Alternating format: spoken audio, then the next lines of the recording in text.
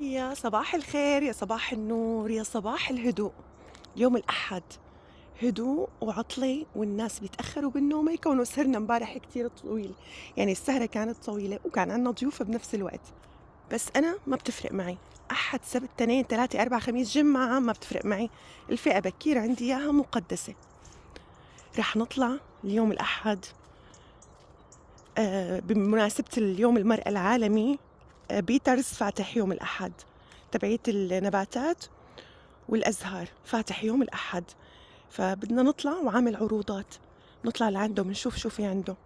وكمان بدي أعمل لي هيك مرقة على سوق الأحد، بنشوف كمان شو في شغلات بسوق الأحد، لأني حابة زين لون بيتهم للدجاج بربيع وصيف 2026. فبنروح بنلاقي شوية اكسسوارات دجاجية منجيبها ومنجي إن شاء الله. بس ببداية النهار هذا الحلو والله، يعني بداية جدا جميلة. تطلعوا على السماء زرقاء، الوضع الطقس صافي والأمور تمام التمام.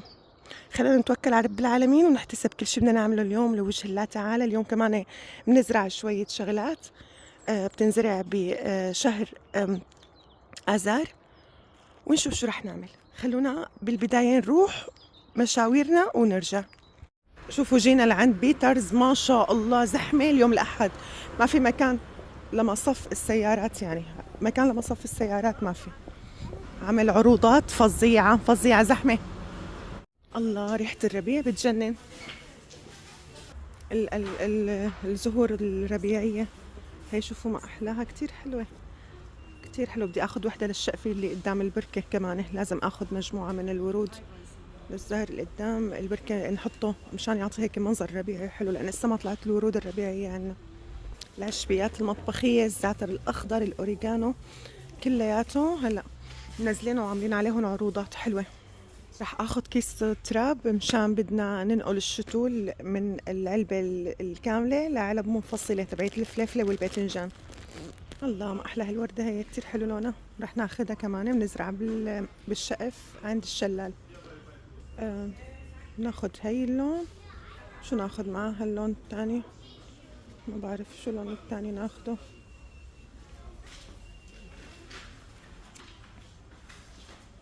لا قررت ما اخذ هذا اللون، قررت اخذ هذا اللون البنفسجي وطبق له وردات ناعمة. هلا لكم كيف في هنيك ورود ناعمة، واخذ هدولي البنفسجي والاصفر معاهم. ناخذ وحدة، الوحدة 79 سنت. تنتين، الله ما احلى الوانهم. ثلاثة، هي أربعة، أربعة، وآخذ وحدة صفرة. لا لنشوف اللون الأصفر. لا اللون الأصفر مو كتير مدهش. في هنيك لون تاني داخل بنفسجي بنفسجي فاتح، هيك كمان تناخده. هدول حبيت هدول الألوان مع بعضهم. هاي راح اخذ وحدة صفرة، هاي الصفرة اللي ما مفتحة كتير، ما مفتحة كتير، هدول زرارة بعدين بيتفتحون. اخذتهم هيك مع بعضهم. حاجة رح ناخد من الخس هذا لولا روزا، وبدنا من النوع الثاني دقيقة نشوفه. هذا لا، واخذت من هذا الخس كمان. الله عليك، هلا صار لي ساعة مدور عليك، منيح لقيتك. تعال لك وين مخبينه هذا الواحد، صار لي ساعة مدور عليه ما عم لاقي من هاي النوعية. هلا لقيت واحد مخبى والله، بس وين؟ هذا اف ايه كمان هلا وقت زراعته. شوفوا اخذت هدولي الخس اللي قلت لكم عليه، لانه هي السنه من الصبره والسقعه ما طلعت البذور من الارض مثل السنه الماضيه. وهلا بقى بدنا نستنى الدور لحتى يجي دورنا. حطهم هون. هلا خلونا يا لطيف نتخلص من هالزحمه تبعيت بيترز ونروح على سوق الأحد، نعملنا جولة خفيفة صغيرة فيه. يلا يلا يا لطيف، زحمة سير مو طبيعية. جينا على سوق الأحد، سوق المستعمل والأنتيكا. فبما انه اليوم ما عندي لا شغلة ولا عملة ولا طبخة، عنا افطار من امبارح، فقلنا بنجي بنتسلى ومنغير جو بسوق الأحد. وبما انه الطقس كمان كتير حلو، بنبلش جولتنا بس ندخل ونوصل ان شاء الله. شوفوا على قطيط هدول اللي تبعوت الصحون بيجننوا. هدول ما احلى هون، هدول صيفيات للطاولة تبعت الحديقة الصيفية، كأني بدي اخذهم. شوفوا ما احلى هون بيجننوا، خصوصي هاي وتبعت الفراولة وتبعت هاي الوردة. نشوف شو اسعارهم. اخذت هدولي هلا فرجيكم كم قطعة، هي بتحسبهم بالقطعة. المهم كلياتهم حسبت لي اياهم ب 4 يورو 50 سنت. 4 يورو و50 سنت. هلا بقى بندخل لجوا. اول ما دخلنا شوفوا هذا كتير حلو، خرج عند ان الدجاج كديكور صيفي. حابة اخذ ديكورات للحديقة يلي عند للدجاجات اللي عندنا، نعمل لهم ديكور صيفي ربيعي. فهلا بينزلوا تبعوت الاوستافرين ايا، فقلت رح اخذ منهم مشان نعمل لهم زينة ربيعية للدجاج عنا. تعال نشوف هي قد حقها. حسب لنا اياها ب1 يورو 50 سنت. هدول البيضات مشان نزين لهم فيهم ان الدجاج. هاي دجاجاتنا. انا جيت مخصوص مشان لانه بدي اعمل الديكور الشتوي الصيفي عفوا، بس لا هدول ما بدي اخذ هيك شغلات. بسم الله. وهي دجاجة كبيرة. سوق الأحد بصراحة اليوم ما في كتير شغلات أبدا أبدا، يعني حتى في شغلات معادة أنا صورتها معكم بالمرة السابقة. اليوم ما في، مع إنه الطقس بجنن، بس ما في حدا جاي وعارض الشغلات اللي هي عندهم. فلهيك ما طولت، أخذنا كم قصة شفتوها وهلأ بنرجع بنشوفها بالبيت شو هي الشغلات اللي أخذناها وبس. إذن رحنا على بيترز وجينا على سوق الأحد بيوم الأحد، وهلا بنروح على البيت بنشتغل بهالطقس الحلو هيك شغلات ديكورات لبيت الدجاج والقصص هي، كونه اخذنا ديكورات من هون يعني. وهلا خلونا نشوف شو جبنا من سوق الأحد. جبنا هدول الأغطية، شوفوا ما أحلاهن، بتحطوا عليهم الصحون لطاولة السفرة. هي 1 2 3 5 6 7 8 8 صحون، ل8 صحون طبعا بدنا نغسلهم. وجبت كمان هدول موديلهم كتير حلو، جبت موديلهم هدول لموسم الفراولة. هي 1 2 كبار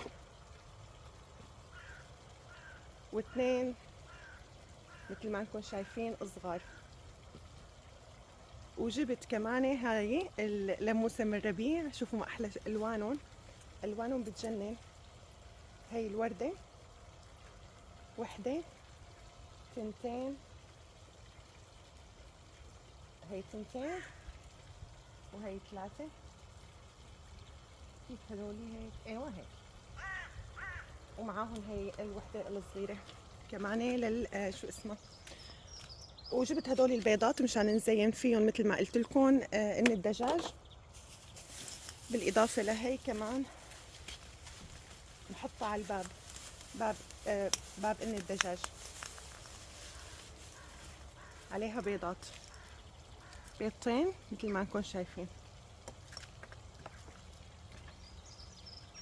هدول هن الشغلات اللي جبناهم. هلا بنتركهم بدنا نغسلهم طبعا. وخلونا نروح نبلش بزراعة النباتات اللي جبناها، وبعدين بنشوف اذا بنلحق اليوم يعني انه بقدر اني اعمل ديكور بيت الدجاج. هلا بالبداية خلونا اول شي نزرع الزراعات اللي جبناهم. رح نزرعهم حوضين. في عنا اول شي هي النبتة، خلينا نشوف اول شي كيف بدها تكون. نعملهم هيك وحدة هيك ونحط حواليها الورد الناعم. تمام. بسم الله الرحمن الرحيم. نحفر لها اول شي لإلها، نفتح شوي الجذور من تحت ونحطها من هون. راح نحط لها كمان الورد التراب يلي جبناه، من هذا التراب اللي جبناه بيكون فيه شوية مواد غذائية طبعا.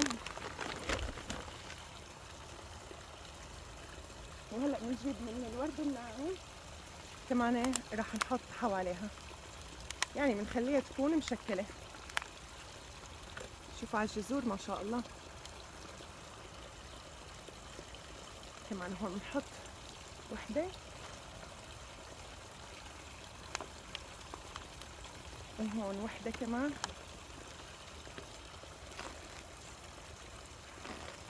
طلع شكله كتير حلو.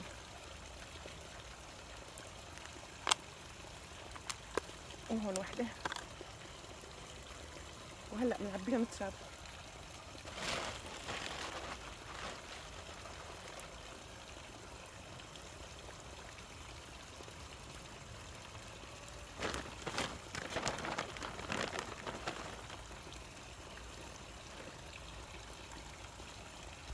هيك عبيناها بالورد الأصفر والبنفسجي. هلأ خلونا نحط الشقف الثاني. هاي جبنا الشقف الثاني، هلأ بنزرع الوردة لونها بنفسجي، نفس الشي كمان نعملها نفس طريقة هديك.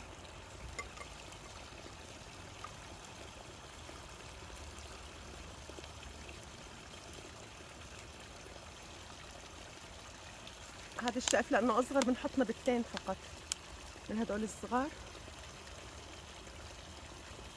كافيات.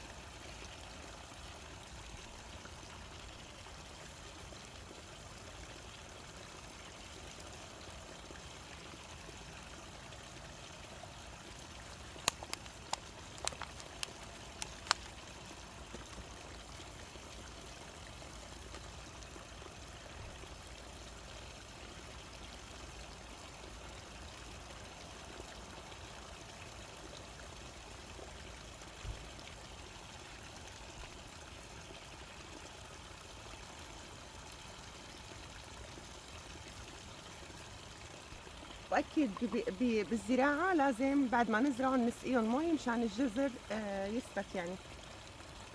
بسم الله الرحمن الرحيم. وهيك خلصنا زراعه الشقوف اللي جبناهم. وهلا خلونا بقى نوزعهم. واحد رح نحطه هون، كل سنه انا بحب احط هون شقف ورد من مسله الخشب حاليا. وبنحط هاد هون، لسه طبعا بتكبر. خلينا نحط البطات عليها هيك.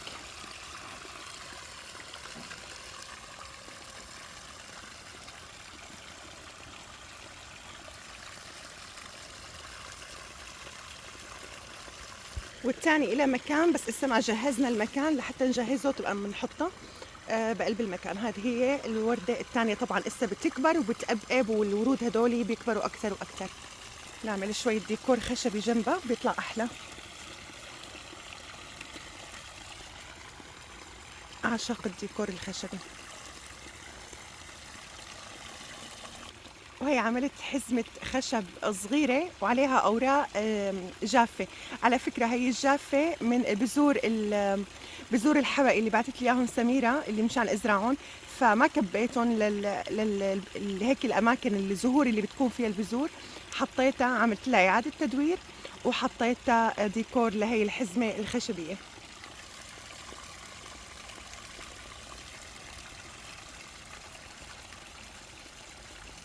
وهيك صارت رائعة الجمال. هلا شو رح نعمل؟ هلا بتتذكروا احنا بالفيديوهين السابقين رتبنا ونظفنا الجهة هديك الجهة من الحديقة، الجهة اليسارية. هلا بدنا ننتقل لتنظيف الجهة اليمينية، جهة البركة. تمام؟ بس طبعا اليوم ما رح نعمل كل شيء، لنشوف اذا لحقنا بنسوي كل الجهة، اذا ما لحقنا بنخليها ليوم تاني. بس بما انه ان الدجاج من هون من عند الان الخارجي، ان الدجاج هو بداية الجهة، فرح نبلش من عند ان الدجاج نعمل له ديكوراته وتنظيفاته. المهم هون هي كمية الحجر اللي شايفينها اخذناها من الحوض الدائري الكبير، فانا هون حابة اعمل ديكور للدجاج بهالقرنة هي. زرعنا هون كمان نبتة من النبتات اللي جبناها من الحوض الدائري. زرعت لهم اياها بالزاويه. هلا رح نعمل ديكور حجري بالزاويه على شكل على شكل دائري، وكمان نحطه على الجوانب.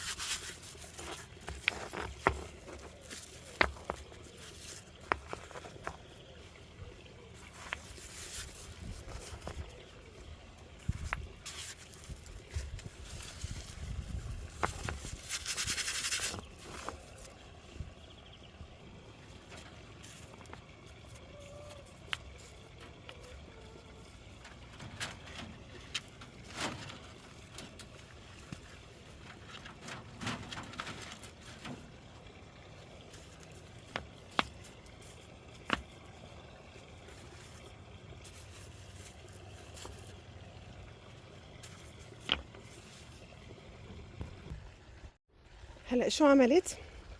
حطيت حجر دورة منظار تقن الدجاج، وجبت غصن شجرة يابس بدون أوراق. شو بدنا نعمل فيه؟ بدنا نعلق عليه بيض الدجاج هون. تمام تمام. خلونا نبلش بتعليق بيض الدجاج. أول اشي رح أعلق لهم هي هون عند الباب. بتطلع كتير حلوة. هي علقناها على الشجرة اليابسة، بنعلق عليها كمان بيضات دجاج مرسوم عليه هون. نعلقهم بالأفرع هي، نخليهم طول الصيف للخريف، بعدين بنرجع بنقيمهم.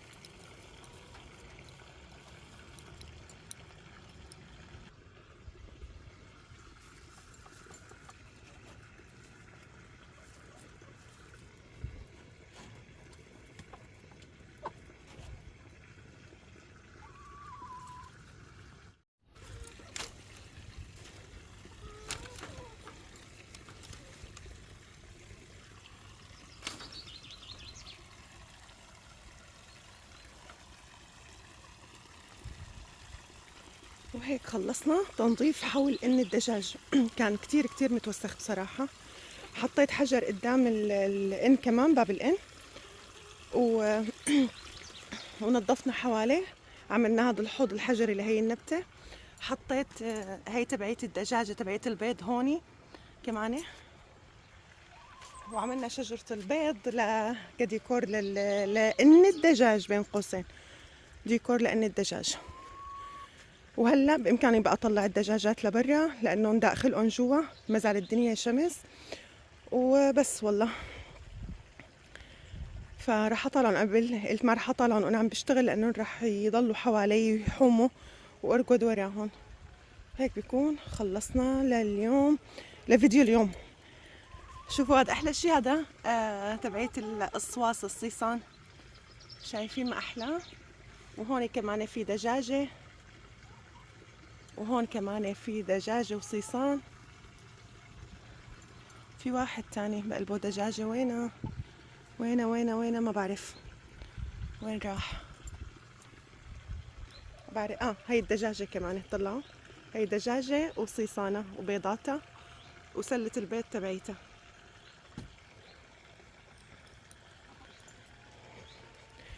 هذا الفيديو بكفي مشان ما يطول أكتر من هيك. ما زالنا يوم أحد ما عنا لا شغلة ولا عملة. رح أعمل فيديو تاني. رح نعمل هاي المساحة الزراعية، مساحة هي اليمينية، البركة ننظف حول البركة، نزرع في زرعات رح نزرعهم، وفي قصص تانية رح نعملهم بنشوفهم بالفيديو السابق. هيك كان ببساطة الشغلات اللي عملناها اليوم بكل بساطة وأريحية. انطروني بالفيديو اللي جاي بقناتي ببساطة مع جيلان. استودعتكم الرحمن، والسلام عليكم ورحمة الله وبركاته.